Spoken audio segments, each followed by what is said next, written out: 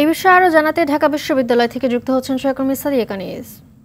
সাদিয়া, রাতভর পাল্টাপাল্টি বিক্ষোভের পর ক্যাম্পাসের পরিবেশ কেমন দেখতে পাচ্ছেন, আর কার কর্মসূচি কখন, একই সঙ্গে শিক্ষকদের অবস্থান কর্মসূচি কখন নাগাদ শুরু হবে জানাবেন আমাদের।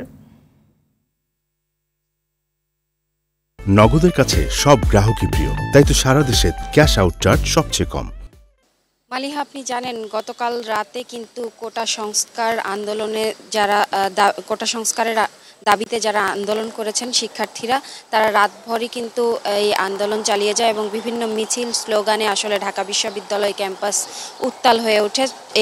সেই সাথে কিন্তু দেশের আরও বিভিন্ন যেসব সরকারি পাবলিক বিশ্ববিদ্যালয় আছে সব বিশ্ববিদ্যালয়ের শিক্ষার্থীরাই কিন্তু হল থেকে বেরিয়ে আসে এবং এক প্রকার উত্তাল অবস্থা বিরাজ করে। এখনও কিন্তু তার রেশ কাটেনি, এখন পর্যন্ত থমথমে অবস্থা বিরাজ করছে বিশ্ববিদ্যালয় ক্যাম্পাসে।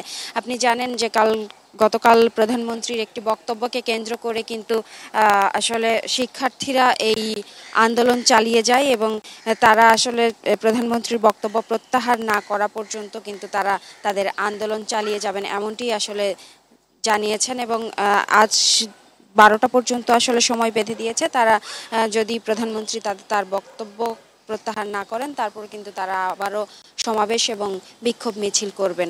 এবং বিকেলে আসলে ছাত্রলীগের সমাবেশ আছে, তারা প্রতিবাদী সমাবেশ করবেন এমনটি আমরা আসলে জানি।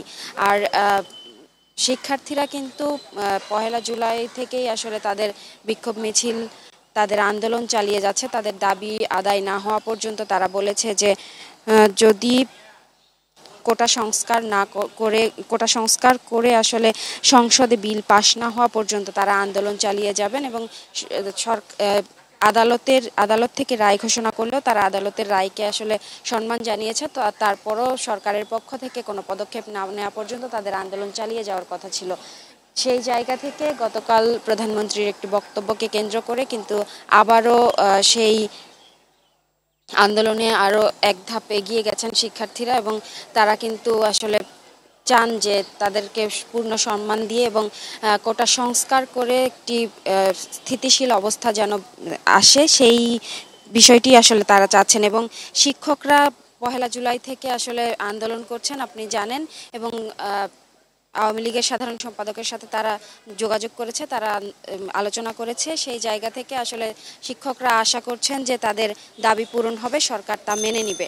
এবং আজ 12টায় কিন্তু যেহেতু এখন পর্যন্ত দাবি আদায় হয়নি, সেই জায়গা থেকে শিক্ষকরা আবারও তাদের অবস্থান কর্মসূচি পালন করবেন। দুপুর 12টায় আসলে তারা বসবেন এই ঢাকা বিশ্ববিদ্যালয় ক্যাম্পাসে। তো মালিহা, এই ছিল আমার কাছে সর্বশেষ। ধন্যবাদ আপনাকে।